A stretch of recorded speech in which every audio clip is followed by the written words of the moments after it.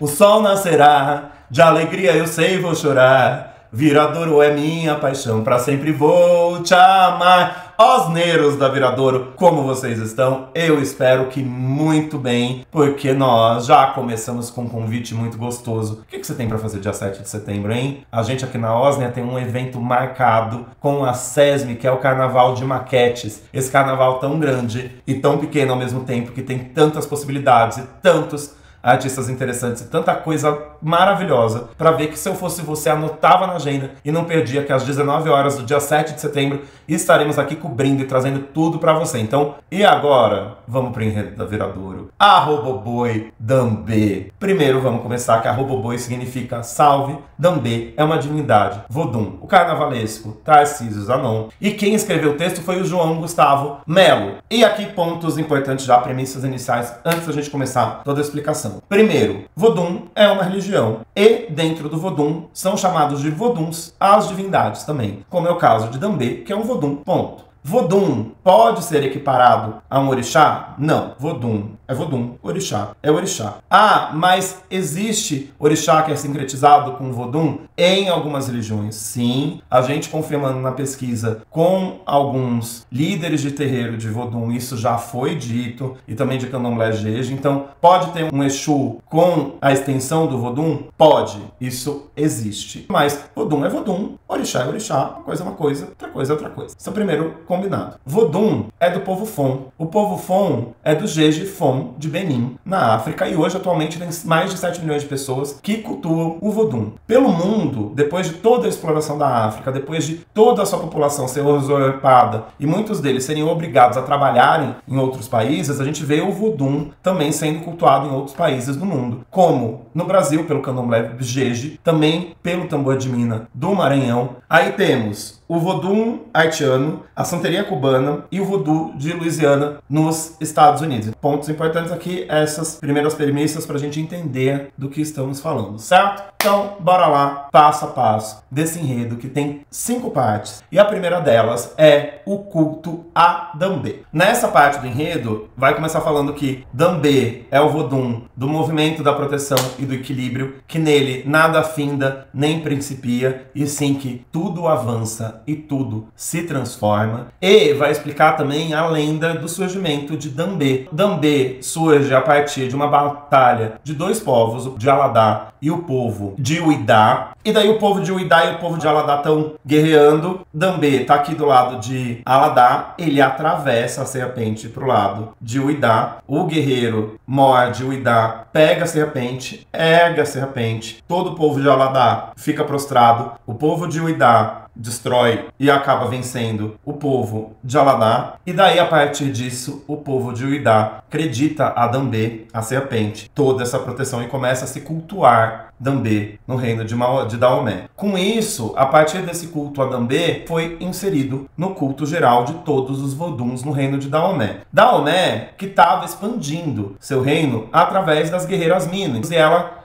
iam ocupando e expandindo seu território, e aqui a gente chega na segunda parte do enredo, que fala sobre as Guerreiras Mino. O nome exato da segunda parte é o Pacto Místico das Guerreiras Mino. As Guerreiras Mino eram as mulheres mais temidas do mundo, além de serem as guardiões e esposas do palácio do rei de Daomé. E também audazes caçadoras de elefantes, de onde elas tiravam o marfim e faziam ornamentos e tantas outras coisas. O que é interessante aqui? Quando uma mulher era recrutada para ser uma guerreira Mino, ela tinha que passar por um processo de iniciação. O processo de iniciação era conduzido pelas senhoras Voduns, que eram todas as senhoras da tradição e da magia. E nessa iniciação, o que elas tinham que prometer é que elas nunca iam trair umas às outras. Por isso nascia a arma mais forte, que é o pacto de lealdade. E daí agora eu vou pegar para vocês, pedir licença para ler uma parte que é muito interessante do enredo, que fala sobre o exército das guerreiras Mino a partir dessa visão de irmandade, lealdade e união feminina que fala. Com inteligência e fé, formavam mais que um exército. Organizavam uma poderosa irmandade, aliança consagrada pela força encantatória dos Voduns. Assim, tornavam-se belicamente implacáveis, ou seja, ninguém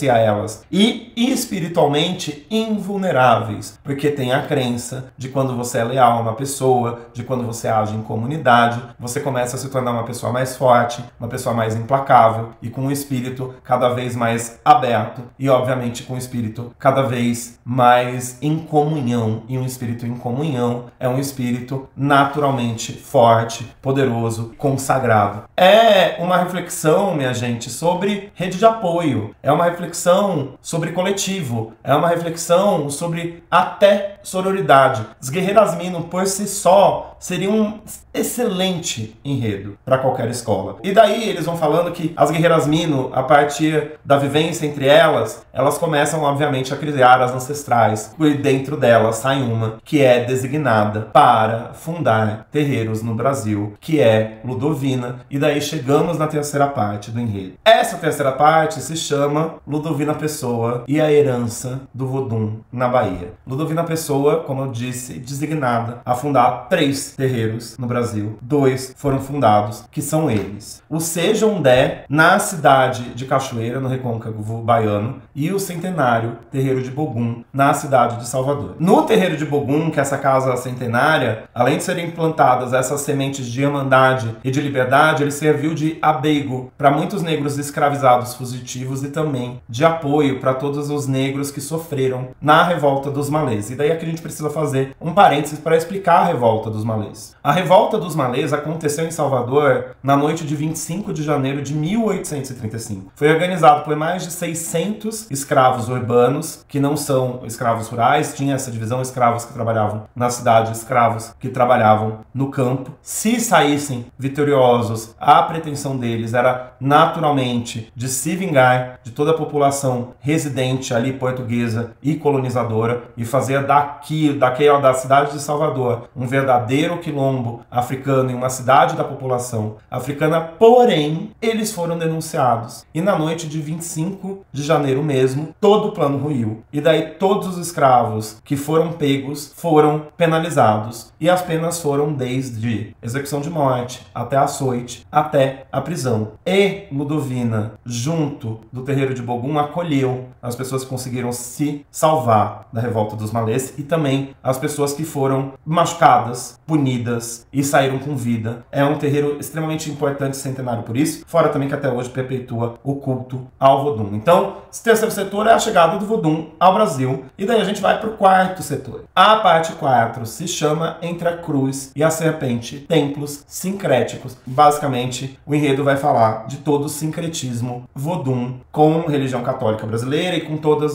as outras variações, naturalmente, de religião de matriz afro, mas principalmente aqueles destacam, e vai ser importante eu ler, o sincretismo com o catolicismo. O que eles escrevem que eu acho interessante passar para vocês? Agora, não só os Voduns protegiam as mulheres com as irmandades, as mulheres protegiam os Voduns. Assim, tornaram-se senhoras da cura, da fortuna, da fertilidade, das adivinhações e dos conselhos. Entre batuques e rezas, tambores e ladainhas, reuniam-se em louvações e procissões aos santos católicos, sem abrir mão de preceitos ancestrais, dentre eles, cozinhar e distribuir alimentos, perpetuando a missão de prover à sua gente fartura e proteção. Constituíam, assim, um tipo de devoção feminina e solidária que transbordava também no gestual, na língua, no cabelo, nos cheiros, nos talismãs, nos balangandãs, nos parâmetros, no jeito de dançar e cantar, enfim, de estar no mundo. Então, ele fala sobre este terreiro brasileiro, destas mulheres, desse matriarcado, que leva essa religião para frente, e imbuída referências de um país também colonizado, começa a cultuar santos católicos sem perder as referências voduns, sem perder a tradição vodum e pegando o melhor de cada uma dessas religiões, que é a questão da fartura e da prosperidade, e seguindo em frente, mas com a raiz vodum muito firme e sem perder os preceitos, a origem, as práticas e os meios de se fazer o vodum. E daí a gente vai para a quinta e última parte do enredo.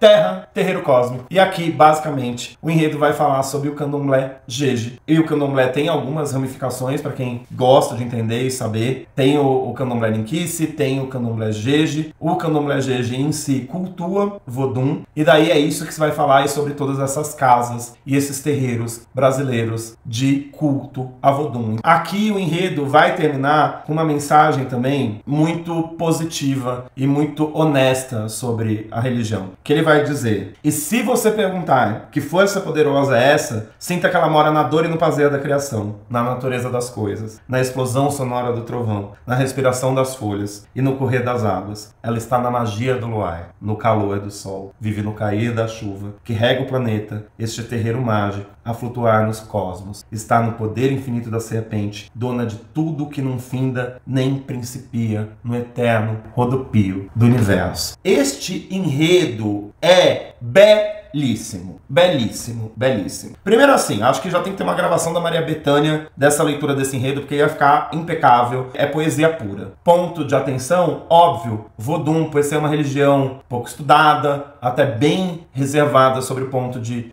mitos e culturas e com pouco acesso a material, fica um pouco difícil para quem consulta a sinopse entender do que se trata. Mas é um enredo importante para desmistificar a cultura do Vodun. Acho que o autor do texto e também o Tarcísio Zanon souberam passar isso de uma forma leve e de uma forma clara para quem está lendo. Ficou poético, ficou bonito de ler. Obviamente, a gente não tem uma explicação do que vai vir em cada setor de uma forma que você tenha uma visão clara plasticamente. Mas o que a gente pode esperar, obviamente, é uma plástica até aproximada ali da Rosa Maria, muito atrelada aos cultos do Vodun, que é uma plástica um pouco mais seca, mais palhosa e ao mesmo tempo muito expressiva. Então pode vir coisas muito interessantes a partir daí. Pode vir coisas interessantes a partir de carro alegórico, quando a gente pensa ali no culto às serpentes, em comissão de frente, a depender de como eles podem talvez representar o Vodun e essa questão dessa cobra, que o rabo e a boca estão em conjuntos, precisa de um samba valente, forte e denso, porque as músicas de Vodun não são músicas aqui em cima, são músicas de batidão denso, que daí não quer dizer que é um samba pra baixo, mas quer dizer que tem que ser um samba forte, que exige isso. Tá com a faca e com queijo na mão. Reda é bom, o samba se vier bom, golaço. Tarcísio já provou ao que veio. Vander Pires, vamos lá,